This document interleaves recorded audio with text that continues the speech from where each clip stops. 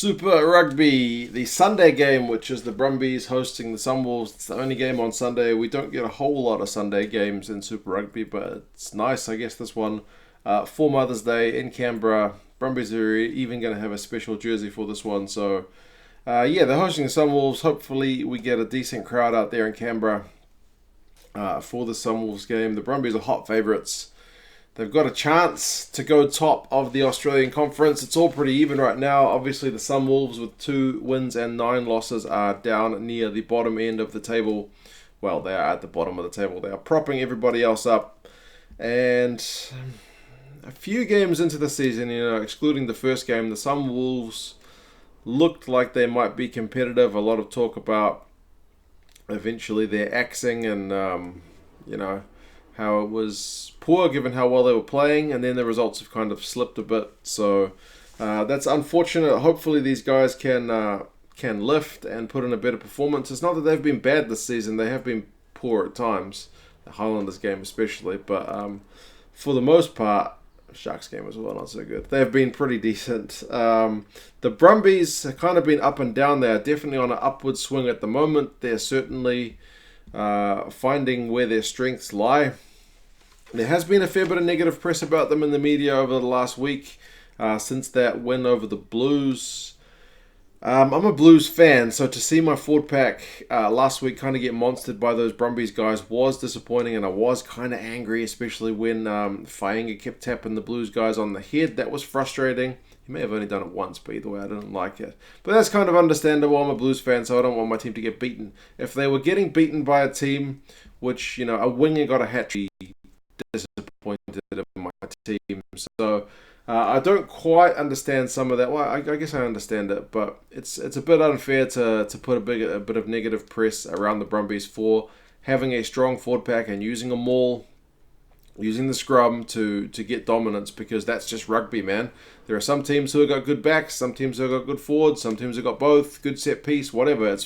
It's one of the good things about the game, and that there is that variety. You do have teams who are strong in some areas and weak in others, and it's about using those strengths to get the result you need. So I definitely don't have a problem with the Brumbies getting tries from rolling mauls. If that's a weapon that works, by all means go for it. Other teams do it with their players. The Crusaders under Blackadder for a long time were able to use the scrum to get dominance over other teams.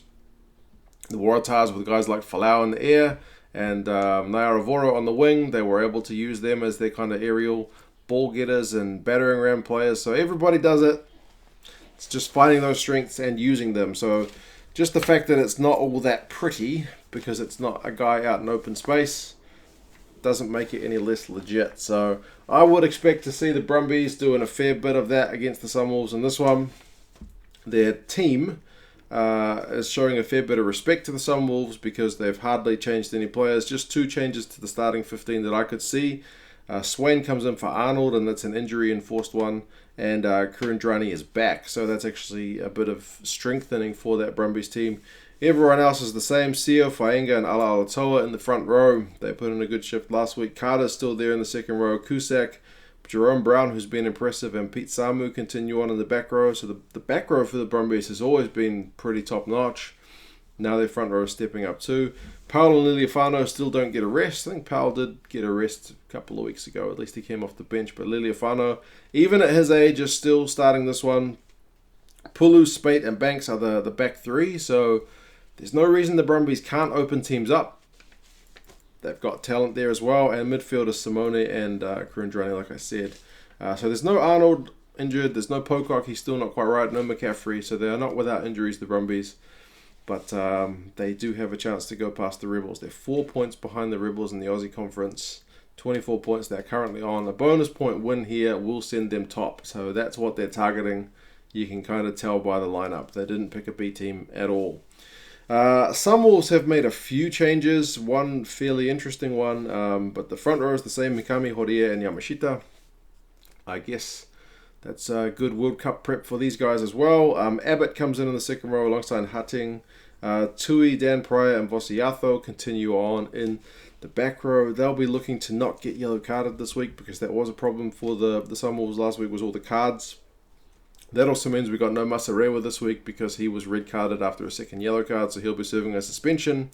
Shigeno is still at 9, but Tamura comes in at 10. So Parker has to ride the pine this week. Burley and Timu are in the midfield. Timu is a new addition there because Emery has had to move to the left wing to fill Masarewa's spot. Vanden Heva has been in good form. He's at 14, and Yamanaka is at 15, continuing on. So there's not too many changes there. That game against the Reds last week was pretty ugly. A lot of penalties, a lot of cards.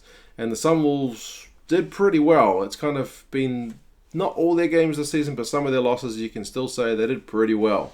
But they weren't quite able to get over the line. So definitely when I saw them come to New Zealand and play the Blues, that was a thing as well. They played pretty well, but just not good enough. Rico Ioane got a hat-trick in that one. So can the Sunwolves stop that Brumbies forward pack? It remains to be seen. Will the Sunwolves just play everything at pace and speed to try and run around the Brumbies? I guess we will see there as well.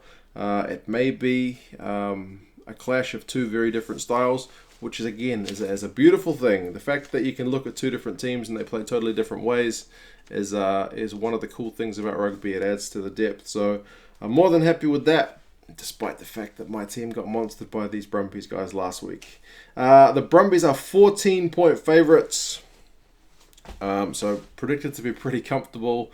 Winners, interestingly, when I was looking up what the odds were, it said the favourite for first try scorer is fainga'a from the Brumbies. So when a hooker is the favourite for first try scorer, I guess that is also saying something about their game plan. But hey, you guys let me know your thoughts on this one. How do you think this one will go? Can you see the Sunwolves upsetting the Brumbies in Canberra, or do you think it's going to be a pretty one-sided one like the bookies suggest? Can the Brumbies go top in Australia? We will see. You guys let me know your thoughts. I'll talk to you again soon. See you later.